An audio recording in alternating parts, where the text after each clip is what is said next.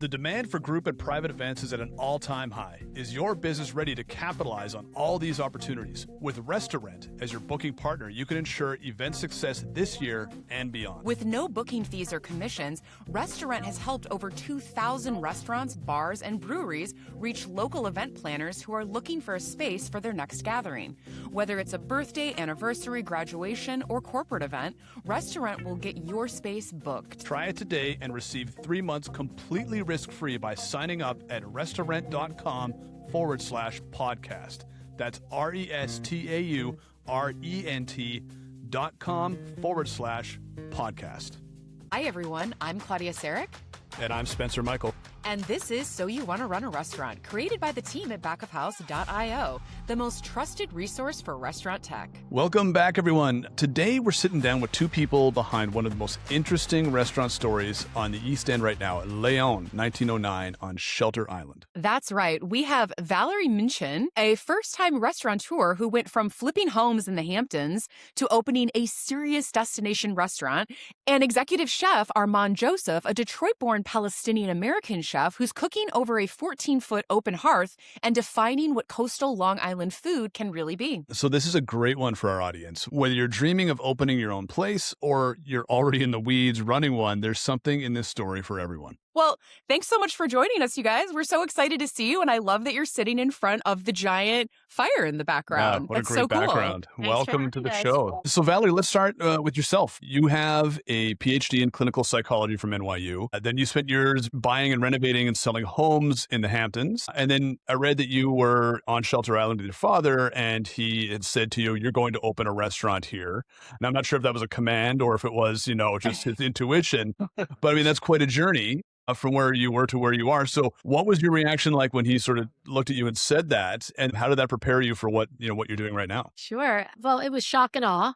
I was definitely not prepared for that.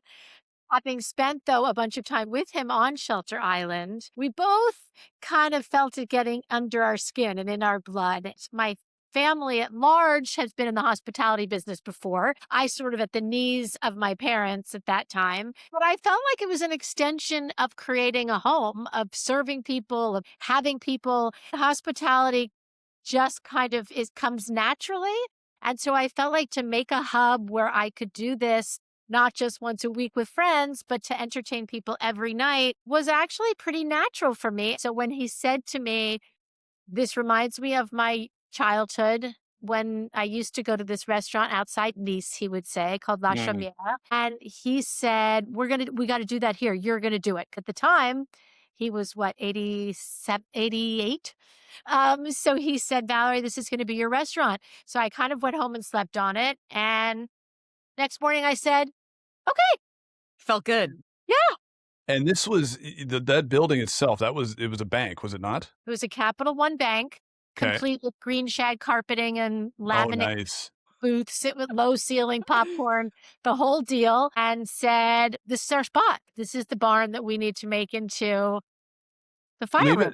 Give it to a bank to take the beautiful building like that and make it immensely boring, Exactly. right? And so we're happy that you rejuvenated that place. But I don't know, tell us, paint the picture about Shelter Island, because I've never been, and I'm assuming many of our listeners haven't been either. So what would you expect getting off the ferry, walking in? Well, so first let me say, and I think Armand and I totally agree, we talk about this all the time because we commute from off the island. Okay. Both of us. Oh, so you take a ferry every day? Yes, we take the car onto the ferry. It's about a 5-minute ferry ride with the car.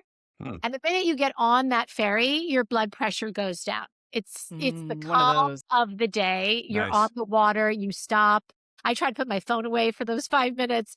And it's beautiful. So you arrive to Shelter Island already better. And it is the unhampton, which is what we all love about it. It's not what we get over there, which we like too, but it was a very distinct choice to want to start a business here because there was a need for good food and another restaurant. And what we thought of really as like a club, a hub for people, there was very little. And so we kind of heard that from the community and thought, this is the right corner. So the restaurant is named after your grandfather, who was born in 1909. What does having his name on the door mean to you? So when my father proposed the idea that we should do a live fire restaurant like the one that he grew up going to, he traveled there with his father. And I never met him. He died before I was born. And they said from the minute I can remember, you look like your grandfather, you are your grandfather. They always told me about the likeness. And so to me, he was a bit of a legend and this myth and this kind of mesmerizing figure. And so when my dad and I decided to do a project together, it was very natural that we make a tribute to him. So Armand, I want to turn to you for a second. So you grew up in Detroit in a Palestinian household where I read that food was really the center of your family life. So how does that upbringing show up in what you're cooking today? All of the things that you learned doing that and what you've brought to this amazing restaurant. Really, growing up around a lot of Palestinian food, it's more the sentiment. It's rather not what we're cooking on the hearth. It's definitely more of the warm hospitality. Basically cooking over live fires.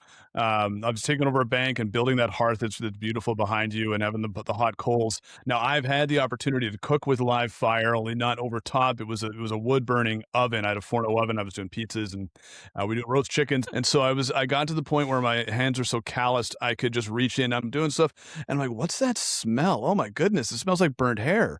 And because I had burned all the hair off of my arm and I hadn't felt any heat. And so I'm like, I got to stop doing this now. Yeah.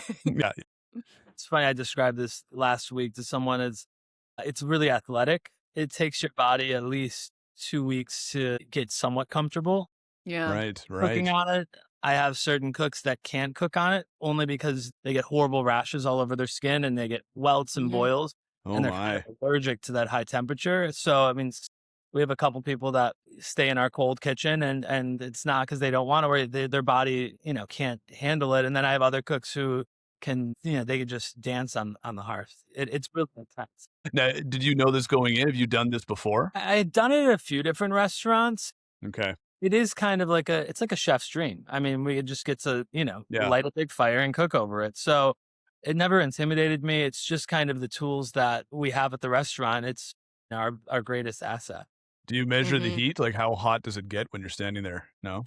We have before. Maybe it's 1,200 degrees. Like like if you, take the temperature of your shirt's like 160 degrees or something, 170 degrees. And it's all done on intuition and feeling. So it's really a unique way to cook. Like cooking is hard enough as it is and running around the kitchen is enough. And then you add that on top of it. Beast. It's the beast. Yeah. No, we'll have to aptly named. It's funny. Some guests will be like, well, why isn't our food coming out quick in the summer? And it's like, I really want to say I had to take someone off of the line because they were going to pass out. Like, oh my goodness. Your chicken's going to be a few more minutes. Yeah, exactly.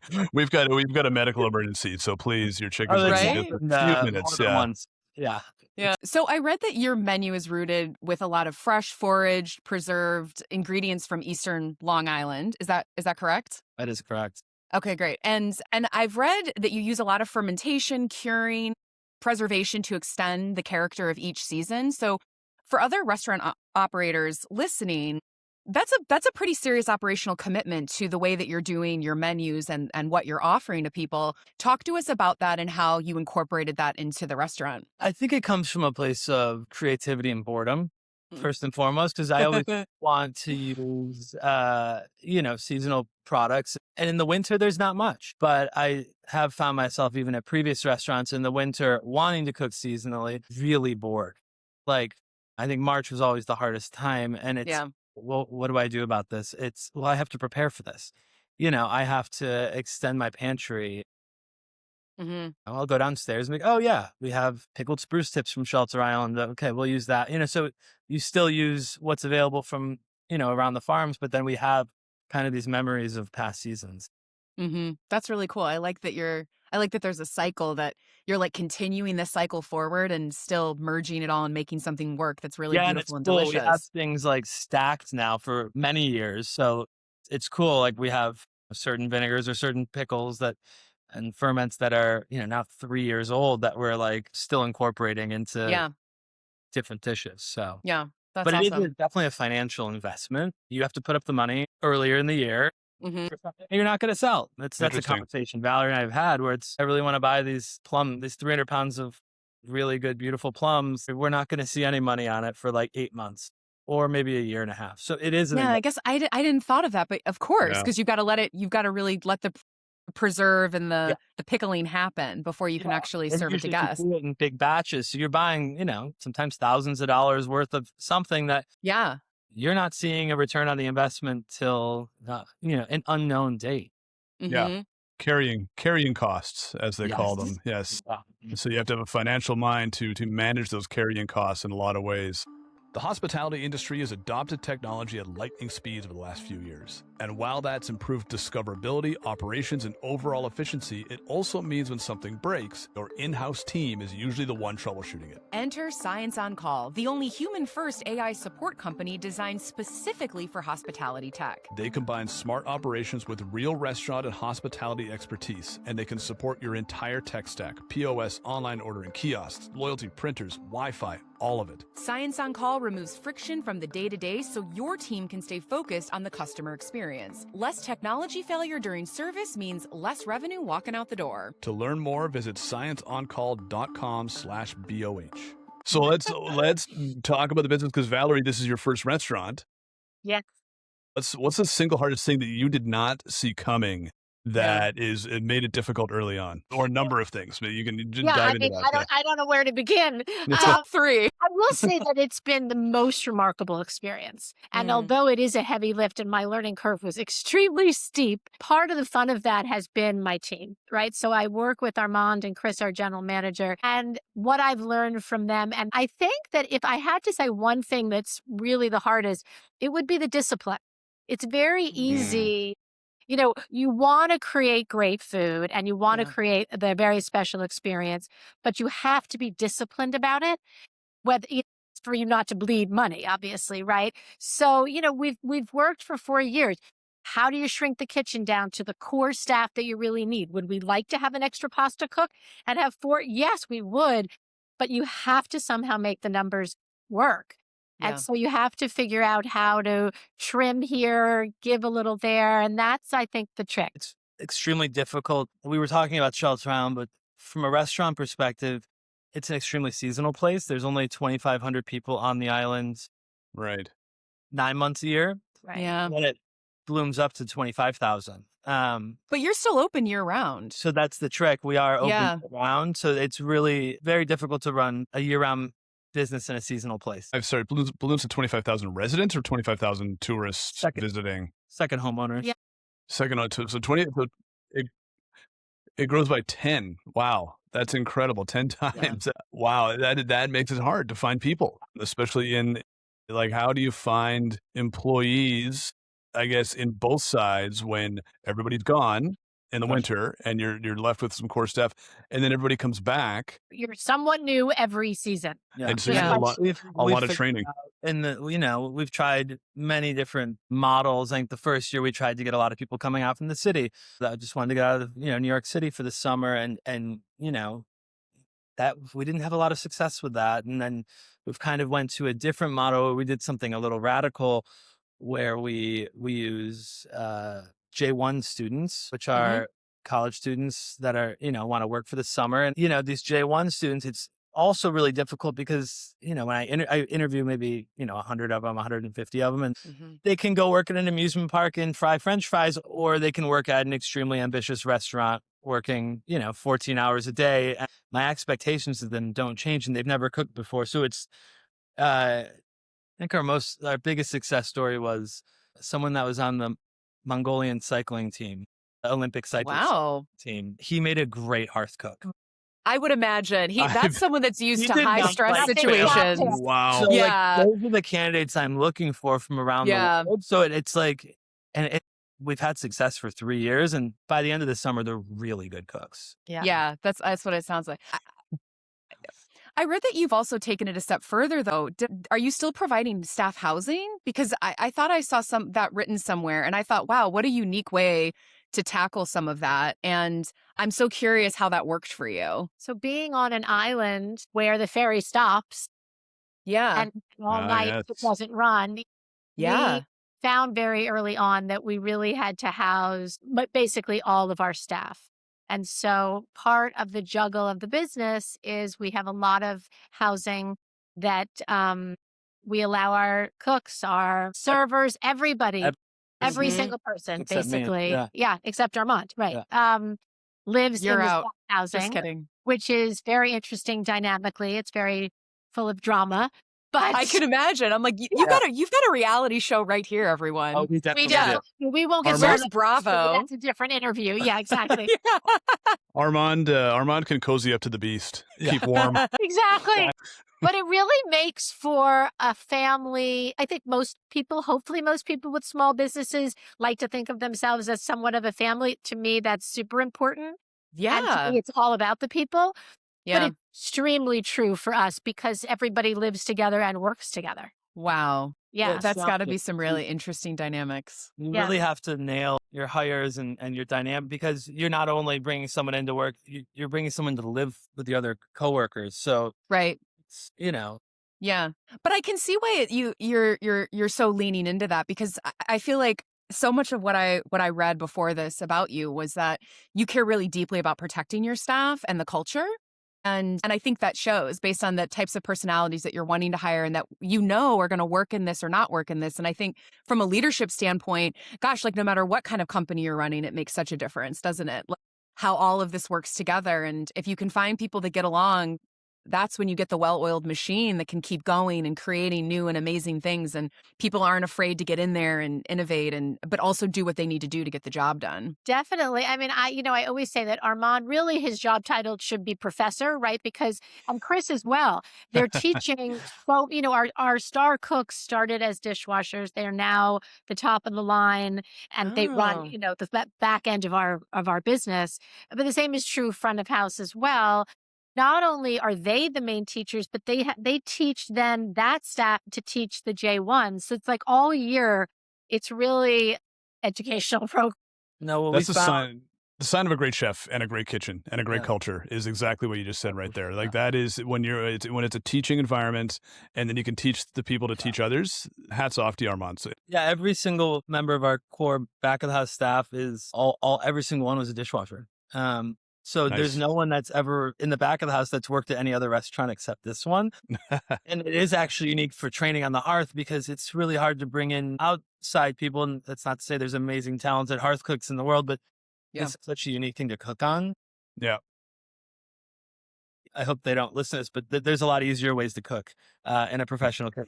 I'm sure they know. That's all they know, though. Yeah. They work their off. But it's not like it's comfortable. Like it's No, but you get addicted to it, Yeah. You get addicted to it. You like the pain a little And bit. you also rose up through it through Leon, didn't you, Armand?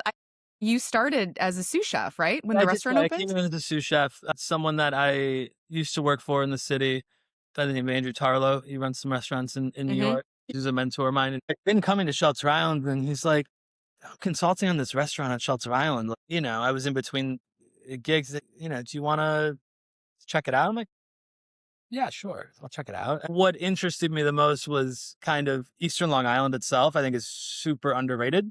Mm-hmm. I think it has some of the best fish, some of the best produce in the country and I have direct access to it. I think it's definitely an underdog of culinary regions that is yet to kind of be expanded upon. Oh, that's interesting. People are figuring that out? I think so. I mean, I think you're going to see a lot more of it, I think, in the next 5 or 10 years. Mm-hmm. Because it's a chef's dream to work out here. You have anything that you need, and it's of the best quality, and you're working directly with fishermen, farmers, and you're in a beautiful place by water. It was when he said to me, I'm going to forage on the beaches and put what I find in the food. And at that point, I was a novice, right? And I was like, what? But that's what makes it's East, and people want to pigeonhole us. Are you Italian? Are you French? And, Armand says this is Eastern Long Island food, and that's why it is. No, we're trying to find an identity, of what it means to cook out here. Yeah. Well, it sounds like you're doing it. It sounds like you have really leaned into that, and you are creating that, which is very cool. That's a good way to kind of segue to my next question about the chef ownership relationship. When you say, I'm going to go forage on the beach, And you're like, what? This is, no, we've got a business. When you say it back like that, Spencer, Yeah, it no, really, I it diminish it, has a but certain, I mean, no, it's hilarious. so obviously, who owns the kitchen, who owns the restaurant, who owns the processes and things. It's got to be a collaboration, even though Armand's a chef and he's in charge of that. How do you make that work? You want to start? You go first. I think, the way I say that he's a great teacher, I really think that he has also taught, they both have really taught me as well. But I think that if you're going to start a restaurant and your position is the owner, or whatever that means, right? You want to be good at the hospitality aspect and you want to be good with the people, right? Because a lot of this is being the HR manager, being the mediator, or being the facilitator. And so I think that if you're not going to find a chef that you love and let them do their thing, I think you're doing yourself a disservice. You have to Right. love and believe enough in what that person is about to give them a lot of reign. And sure, we have conversations all the time, and I'll sometimes say, why is there a beef cheek on the menu? But that's how I learned. Exactly. 54 of them. But that's how I learned, and that's how we push our diners. And yes, you can get a hamburger and your Caesar salad and our famous chicken, but at the same time, Armand is pushing the envelope, and that's what makes it interesting and exciting. Yeah. So I give he's got a lot of creative reign. Yeah. Awesome. I credit for that as a leader because I think it's hard to let go especially when it's your baby. I think it's hard to let go of some of that, but it's knowing what you're really good at and then really leaning into that and then knowing what someone else is good at and allowing them to flourish. And so I think that's a wonderful mentality to have. Yeah, no, I appreciate that mentality. You feel supported, Armand. You absolutely, but you have to, I also respect it and I respect her opinion.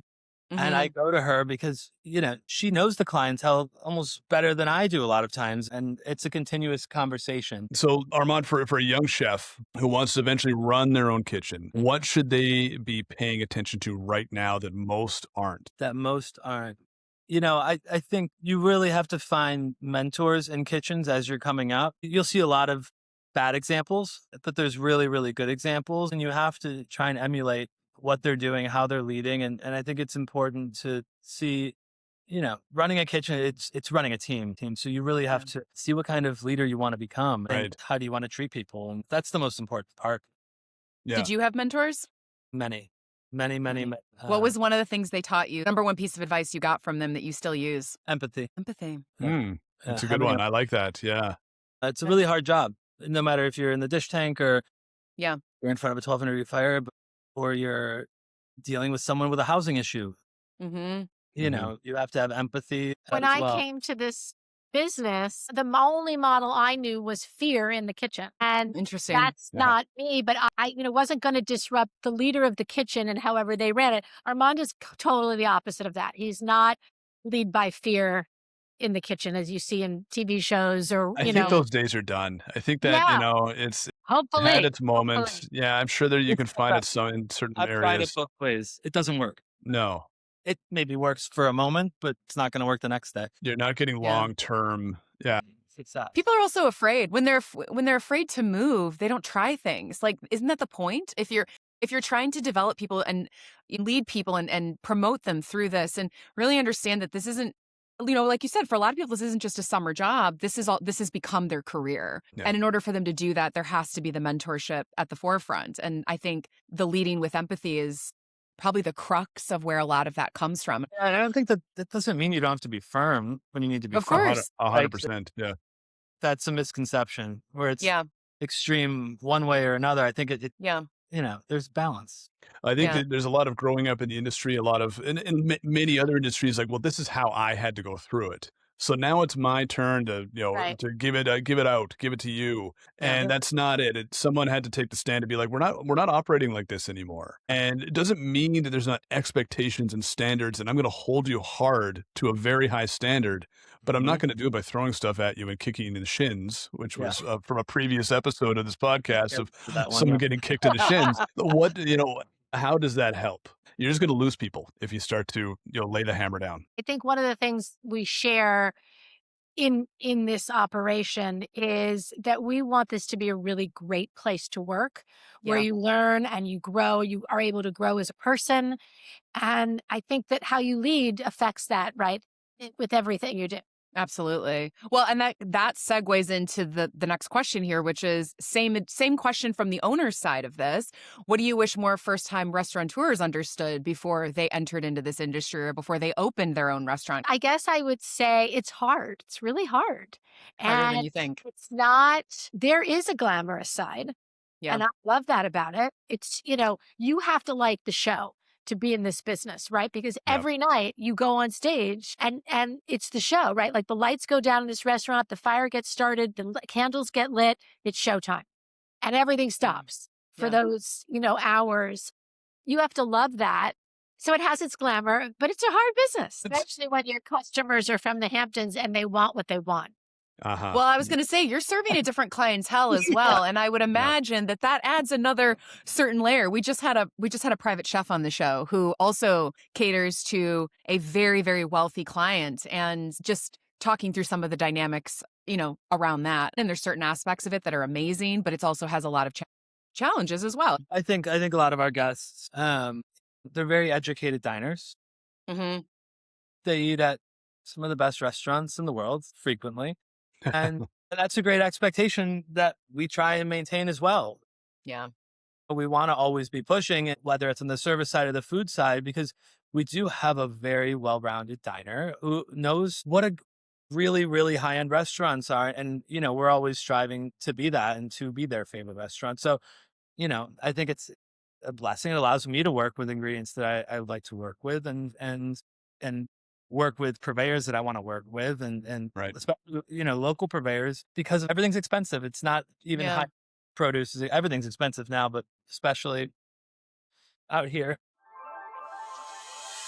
I need 2 on the fly.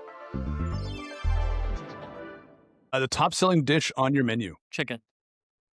I've seen Is it always chicken? It's It's kind of like hanging there, right?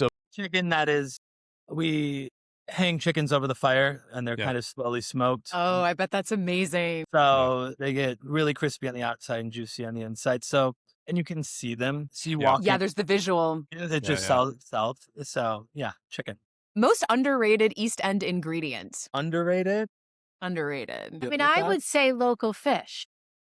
Yep. Certain kind, maybe? Is there a I certain think kind in there? people like the fish that they like and expect it on the menu, but don't understand that it doesn't grow locally.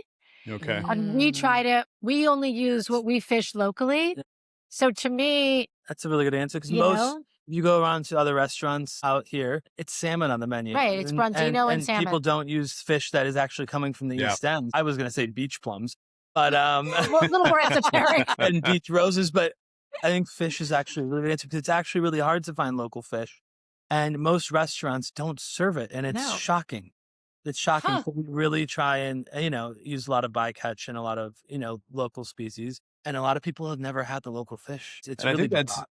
it's bizarre. interesting that came up in one of our previous episodes of chef in Connecticut who thought, I'm right here on the ocean. I can get all the fish I want, and then saw all the fish get off the boat onto a truck and then delivered out of town to New York City. Of course. And it was it's a totally different thing. It took me like 3 years to really, I was searching, it's a hard community to break into. I was searching for a really good local fish. All right, next one. If someone listening has never been to Shelter Island, like myself, never been to Leon, what do you say to get them on that ferry? If you Yes. want to be transported away and have the best food on Long Island, you got to get on the ferry. But There the it is. ferry is the best part of the whole experience. Yeah. It's an adventure. You have to like a sense of adventure. Yeah, it gives you a sense of place too. Like Yeah. you're Yeah. forced to, Every season with the ice on the water now, when it's super rough, when it's, July and super hot, like it's gorgeous every time of year. Yeah. Oh, I There's bet. 5 minutes of Zen every morning. Yeah. Yeah, exactly. All right. Last question here for both of you. What's one trend that you're seeing in the industry that you think needs to change? What's your hot take? I wish guests would be okay with paying higher prices. I would change that because I think it's really fundamentally expensive to give people a sustainable wage to cook really good food, really healthy food, and then people expect a low price for that. I would wish Yeah. the perception that people would understand how much the food system actually costs. And Yeah. I would change that and have people just appreciate that, it is an expensive thing. And Yeah. it's a luxury oftentimes to go out to eat. The margins are so slim on restaurants, people have Yeah. no idea. It's costs everywhere. Yeah. So people don't see all the costs. So Can I say two things? Yeah, of course. One, I would change. This is such a base number answer, but credit card fees are really excruciating. And I would change to put the credit card fee on the client, honestly. It happens in so many other industries and nobody's doing it in our industry. And it's really hard to make ends meet. And likewise, I think I would say about other restaurants in hospitality, I wish that more of us went local, farm to table, fish to table. I wish we could see that everywhere and have support the smaller businesses. Well, this was fabulous, guys. It was such a pleasure talking to you today. This was so great, and I hope to make it out there one day. Have to come. We'll take care of you. Yeah. I can't wait. So You Want to Run a Restaurant is created by Back of House, produced and hosted by Claudia Saric, with Nick Flurick as executive producer. Marketing by Hillary Young and Ashley Dunn. Creative by Manisha Kishenchand. And live production by Sarah Heemstra. And of course me, your co-host, Spencer Michael. For more information, visit backofhouse.io/podcast.